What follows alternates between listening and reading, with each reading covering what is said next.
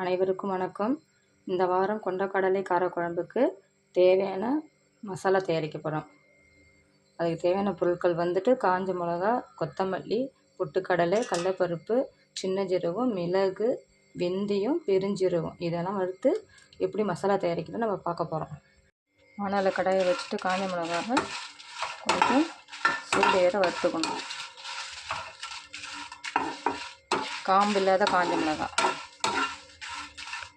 நல்லா மிதமான தீயில் இந்த மிளகாவை நல்லா செவந்து வர அளவுக்கு நல்லா வறுத்துக்கணும். தனியாகவே வறுத்துக்கணும். நம்ம கலந்து சேர்த்து வச்ச எல்லா பொருளையும் போட்டு மிதமான தீயில் கொஞ்சம் நல்லா செவந்து வர அளவுக்கு வறுத்துக்கணும். ரொம்ப கருது விட்டுறக்கூடாது, காரக்குழம்பு கசக்க ஆரம்பிச்சிடும். இந்த மசாலா பொடியை வந்துட்டு நீங்கள் செவ்வாய்க்கிழமை கொண்டக்கடலை குழம்புக்கு வச்சு செஞ்சு பார்த்தா அவ்வளோ அருமையாக இருக்கும். தேங்காய் அரைச்சி ஊற்றின கூட நான் தேங்காயில் அரைச்சி ஊற்றுறதுக்கு முன்னாடி இந்த மசாலாவை போட்டுட்டு அப்போ தேங்காய் அரைச்சி ஊற்றுங்க. பசங்க குழந்தைகளை விரும்பி சாப்பிடுவாங்க.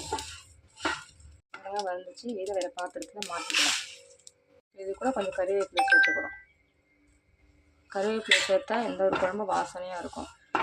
உங்களுக்கு விருப்பம் இருந்தால் கருவேப்பிலை சேர்த்துக்குங்க, இல்லைன்னா வேண்டாம், இந்த மல்லியோடு விட்டுருங்க. இந்த குழம்புக்கு பொடி ரெடி பண்ணி வச்சுருக்கோம். கொஞ்சம் ஆறுனதுக்கப்புறம் நம்ம பொடி ஆக்கிக்கலாம். கொஞ்சம் நேரம் ஆறட்டும். இப்போ மசாலா பொடி ரெடி ஆகிடுச்சு, வறுத்து வச்சுது. இப்போ சூடு ஆறிடுச்சு. இதை நம்ம மிக்ஸி ஜாரில் போட்டு பொடி பண்ணிக்கலாம். பொடி பண்ணி செவ்வாய்க்கிழமை கொண்டக்கடலை குழம்புக்கு இதை ஒரு 2 ஸ்பூன் போட்டு தேங்காய் அரைச்சி ஊற்றி இறக்குனா அவ்வளோ அருமையாக இருக்கும். நீங்கள் தேங்காயே அரைச்சி ஊற்றாமல் இந்த பொடியை மட்டும் போட்டாலும் போதும். குழந்தைங்க விரும்பி சாப்பிடுவாங்க. குழம்பு கொஞ்சம் கெட்டியாக வரும், நல்லாயிருக்கும். அதில் கொஞ்சம் கொஞ்சமாக போட்டு இதை நம்ம அரைச்சி எடுத்துக்கலாம். பாருங்கள், பொடி ரெடி ஆகிடுச்சு. நல்லா பொடி வாசனையாக இருக்கும். ஏன்னா பொட்டுக்கடலாம் நம்ம கடலைப்பருப்பு பொட்டுக்கடலாம் கலந்தனால பொடி உங்களுக்கு வாசனையாக இருக்கும். குழம்பு வச்சா நல்லா மணமாக இருக்கும். குழந்தைங்க விரும்பி சாப்பிடுவாங்க. நீங்கள் ஒரு 2 ஸ்பூன் போட்டால் போதும். வாரத்தில் 2 நாள் தான் கொண்டக்கடலை குழம்பு வருது. இது வந்து உங்களுக்கு ஒரு 2 மாதத்துக்கு வரும். மாதத்துக்கு 2 நாள் தான் நீங்கள் கொண்டக்கடலை குழம்பு வைக்கிறீங்க.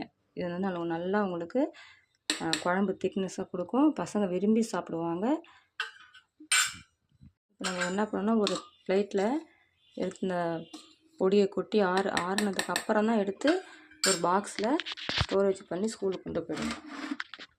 பொடியை அரைச்சாலுமே அந்த பொடியை வந்து கொஞ்சம் சூடு இல்லாமல் ஆற வைக்கணும். ஆற வச்சு தான் பாக்ஸில் வைக்கணும். அப்போ தான் அந்த பொடி வந்து சீக்கிரம் கெட்டு போகாது.